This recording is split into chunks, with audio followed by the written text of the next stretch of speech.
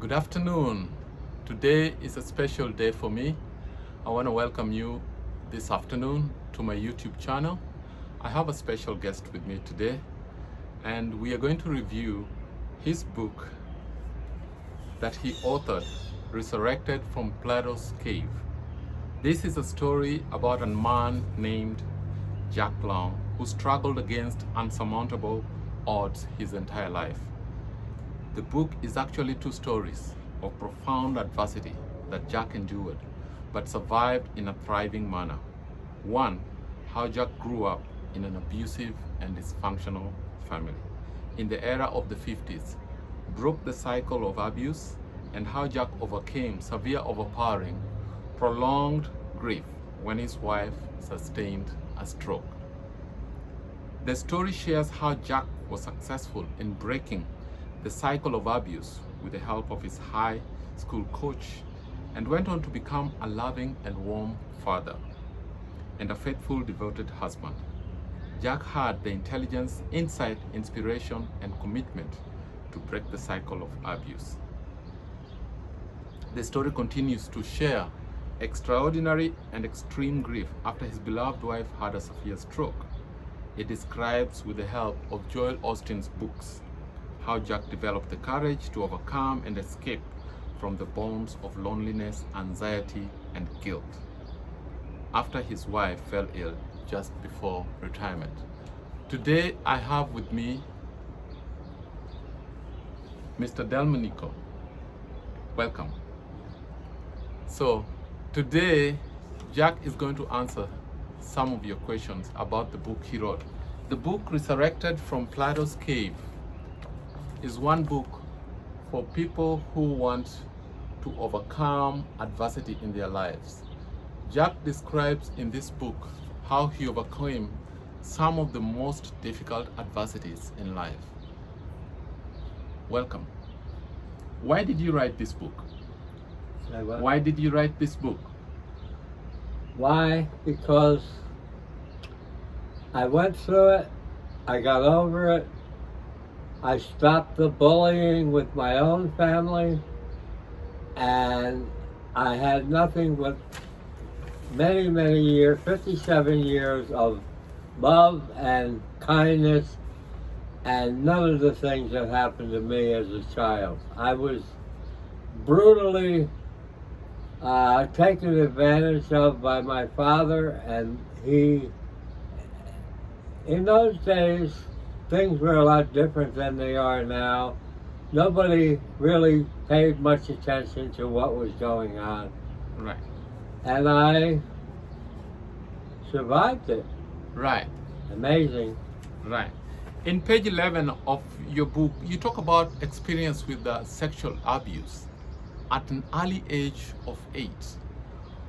How did you overcome this in your adult life, and how were you able, how did this experience change you or change your life as a person? Well, it happened to me at a very young age, and it was done by a family member, and there's nobody around now to talk about it. I didn't dare tell anybody, Right. especially my father, Right. and I just let it go, and I transferred my anger and everything towards sports. Right. In page 17, you say that you grew up being mistrustful of people, and you say you didn't understand why you deserved this awful treatment. The only person as a child you trusted was your coach, Rocco Polo. Tell us about your experience with the coach and the mentor, and how this changed your life. What changed my life? Your experience with your high school mentor and coach, Rocco. Oh, my coach, yes. My coach in the 5th grade told everybody, come on in the gym and I'll teach you how to play basketball. And he did. He taught us at a very young age, and I had a lot of respect for the man. And everybody had respect for the man. And he he gave from his heart, and you could tell as a coach that he wanted to do the best for us. Right. And he taught us to never, ever give up. Right. In page 33, you say you deleted all the negative labels that your father put on you. You deleted all the negative labels that your father put on you. What were these labels that your father put on you? And how did you delete them? For instance, when I went out with some girls, they found out who my father was. They would not allow me to take their daughters out. Oh, okay. I got stuck with the label because my father was the toughest guy in town. Right. Everybody expected me to be exactly like my father, but I was like my mother. Right. My mother was a great person. My mother actually raised a family, not my father. Right. My father was hardly. Alcoholism is the main culprit of both my mother and my father. He was an alcoholic. Yeah. Now, in page 38, you say your childhood experiences, you were helpless. And your helplessness led to intense need for perfection. Explain how your helplessness during childhood led to the need for perfection. I led myself to perfection because my father's abuse. See, I was never hit by my father. No. My brother was, but I wasn't. Right. And I never. My theory was if I stay out of his warpath, I won't have any problem. Right. So I did stay out of his way, but I perfected basketball and baseball as an alternative to what my father was. Now, my father came to a couple of my basketball games and was drunk and got thrown out of the gymnasium. Right. And that was very embarrassing to me. Right. And I had to go through a lot of pain and suffering because of the way he did things. Okay. For example, the rule in school was if you rode to the gymnasium to play basketball on the bus, you had to ride home on the bus. Right. My father, after being thrown out drunk, was waiting outside the door and told me to get in the car and go with him, and I had to go tell my coach. Right. I said, Coach, my father says if I don't get in that car, I'm going to get it. And he says, I don't want to deal with him. Now, the deal was I could have been thrown off the team, never play ball again and everything, but my coach kept his mouth shut. Right. He knew what I was dealing with, and he let it slide. And I went on to become a Hall of Fame basketball player and most valuable player for baseball. Well, congratulations. In page 47, you say you took a stand and refused to accept the victim mentality. You rose up and put an end to the mindset of defeat. You broke the negative cycle. You say you broke the negative cycle and you refused to be a victim. You refused to be a victim of your circumstances. I'm sure our listeners would like to hear those of you who are in similar situations. Maybe you are in an abusive relationship. Maybe you have a family member who's an alcoholic. And Jack, Mr. Delmonico, has been through some of these circumstances and some of the things he used to overcome the circumstances he went through. How did you manage to break this cycle? I don't want to say too much about my family. Right. Because I don't want to be in trouble. Right. But the abuse that I took and my mother took, and as you well know, I stood up for my mother when I was a child, 10, 12 years old, a couple of times. to the toughest man in town with a butcher knife in his hand. Now, I don't know whatever possessed me to have the courage Right. to stand in front of my mother, but I told him, you're going to stab me first. Right. And he threw the knife down and walked away. The abuse continued after I left and got married. I won't say any more about that, but Right. it's a pattern of let me put it to you this way.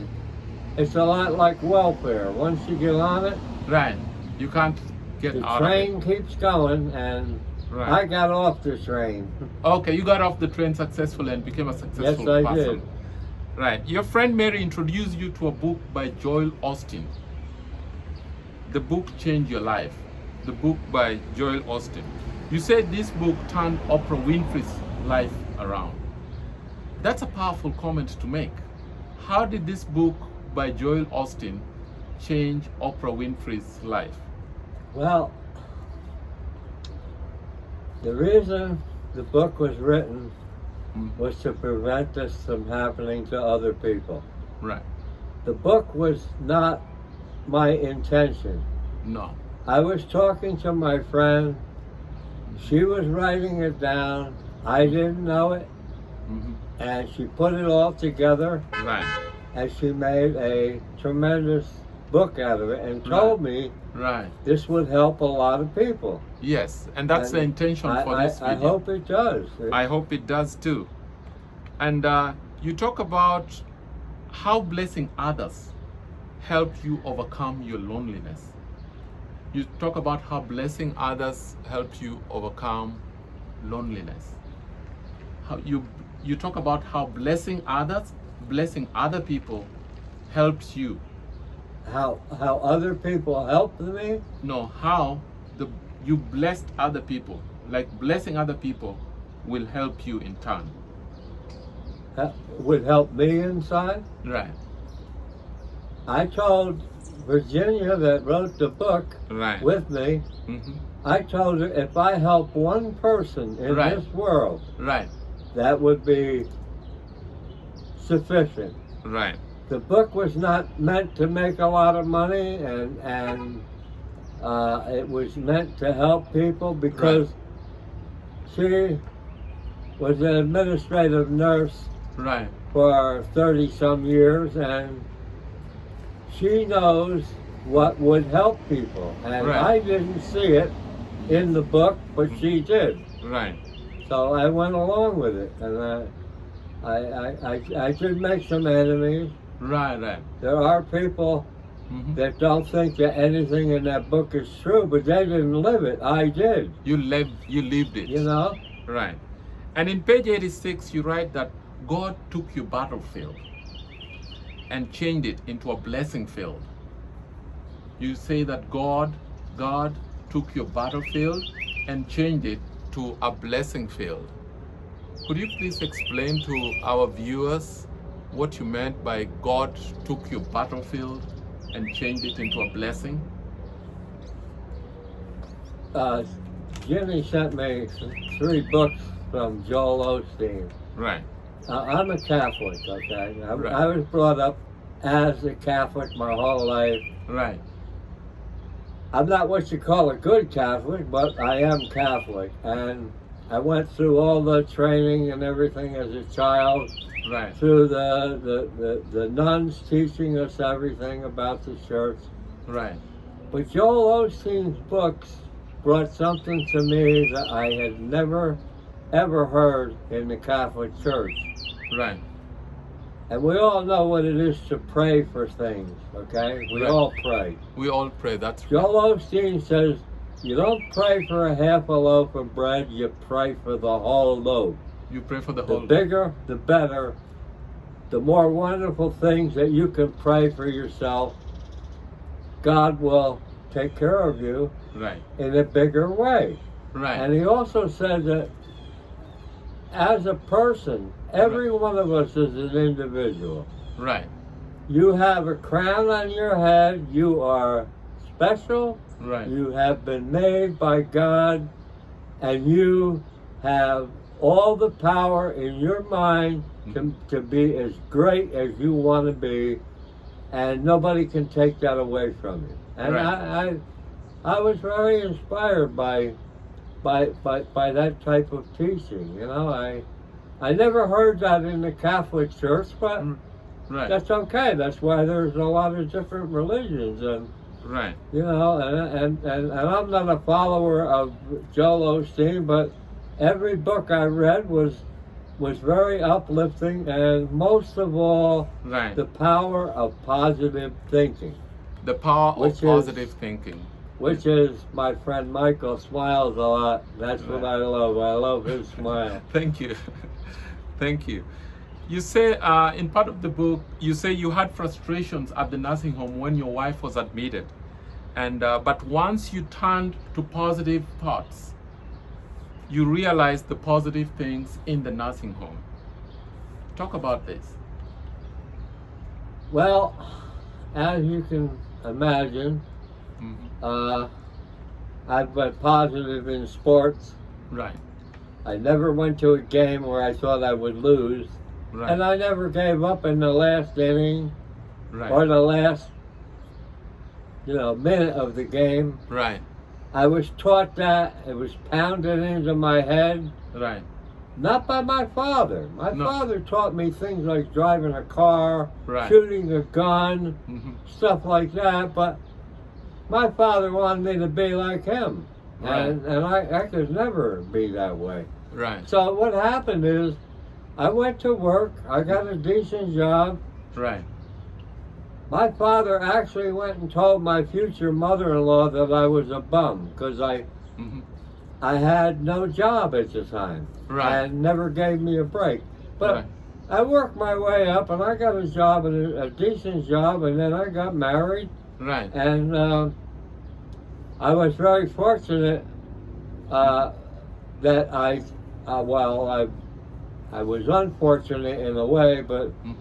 fortunately I didn't end up in Vietnam. I Yes. mean, at that time I was 1A, but then I went to college Mhm. for a short time, and they changed my status. Right.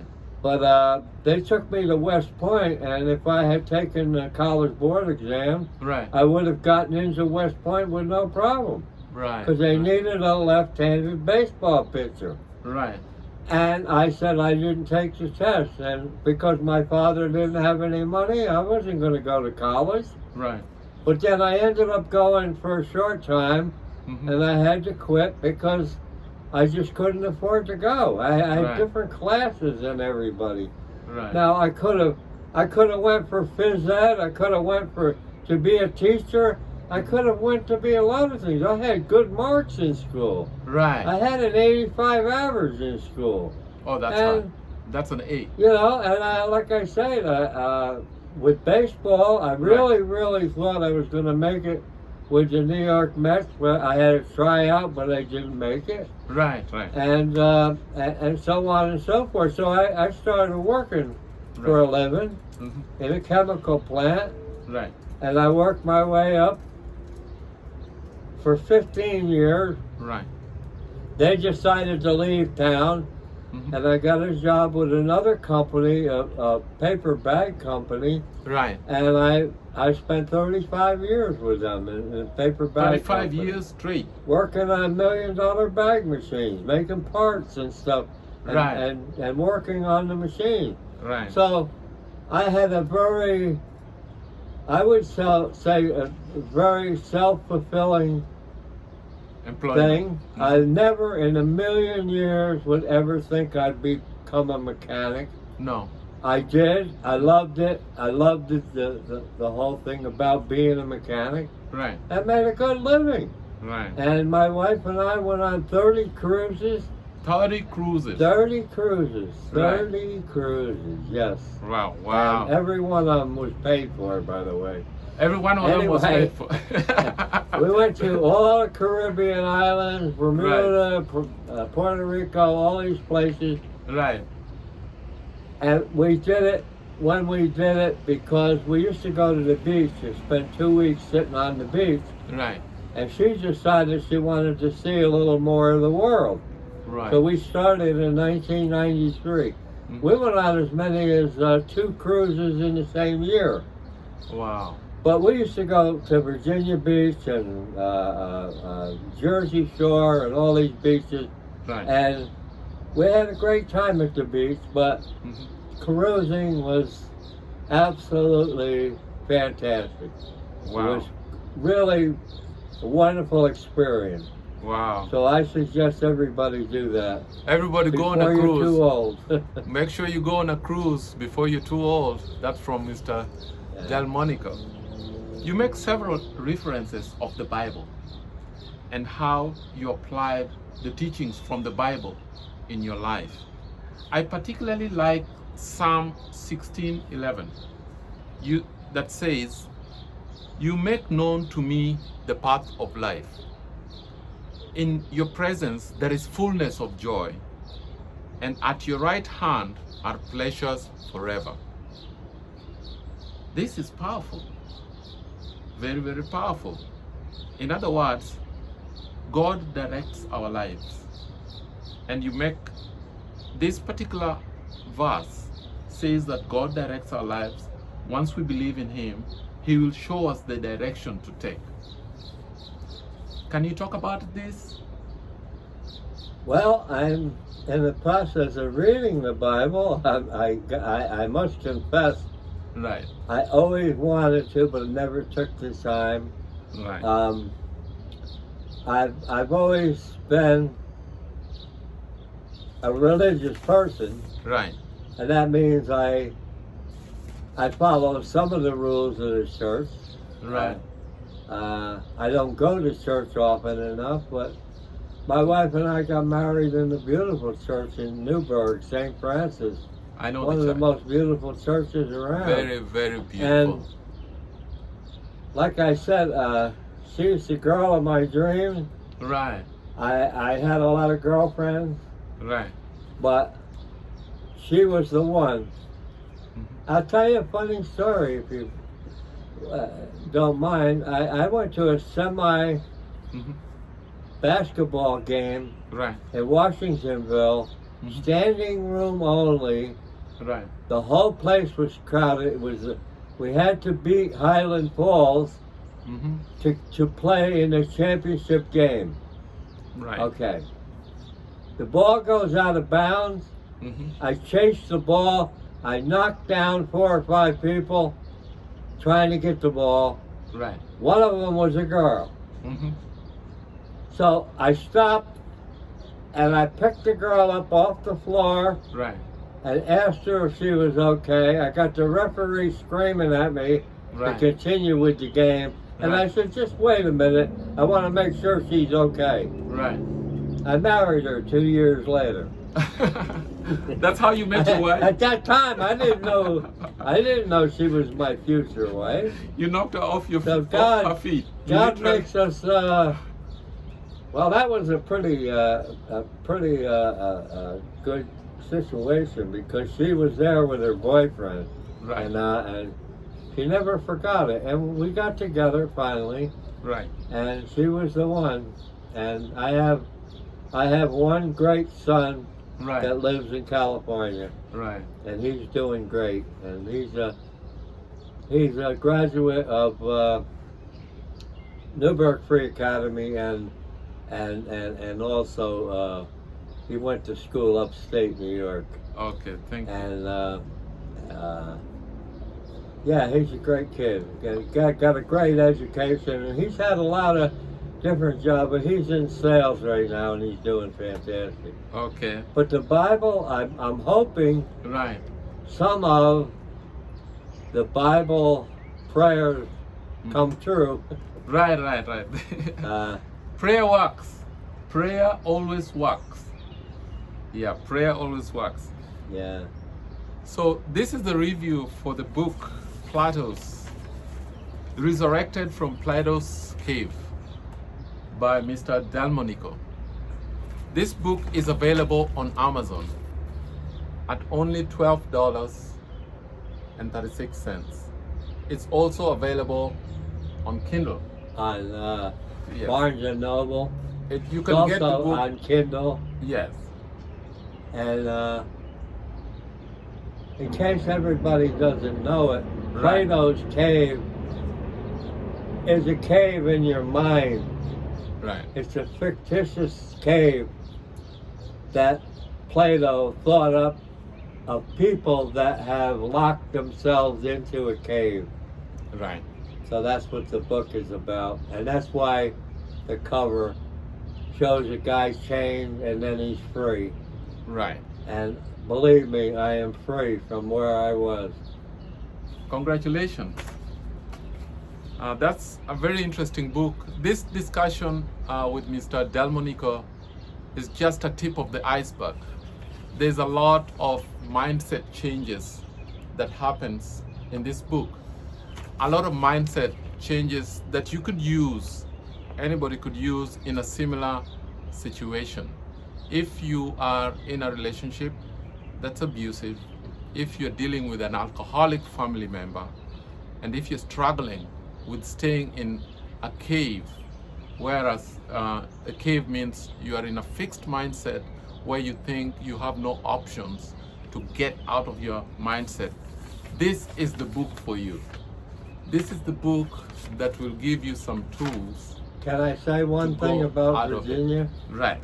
Virginia and I were classmates in 1953 in Maybrook High School, and I've known her that long. We've Right. been friends that many years. Right. So we're going to give away 5 free copies to any of the subscribed people who get the second and third question that I asked Mr. Delmonico. The second and the third question that I asked him. You're going to get a free copy. The first 5 people to answer the questions correctly are going to get a free copy of this book. I want to thank you very much for joining me this Thank afternoon, Mr. Delmonico. My It's man, been- Michael. It's been great having you. I wish you all the best. This is a great book. I enjoyed reading it. I enjoyed reading every page of it. And like I told you, That's good. I hope it helps. I had to do a review on this book. I don't think I said anything that It's you a can't great. use. Yeah. Everything in this book can be used by actually everybody, because we all go through some moments where we need help, particularly from God, and this book could be that help you need. So look it up, Resurrected from Plato's Cave. Get yourself a copy, find yourself some quiet time, and read it. Thank you.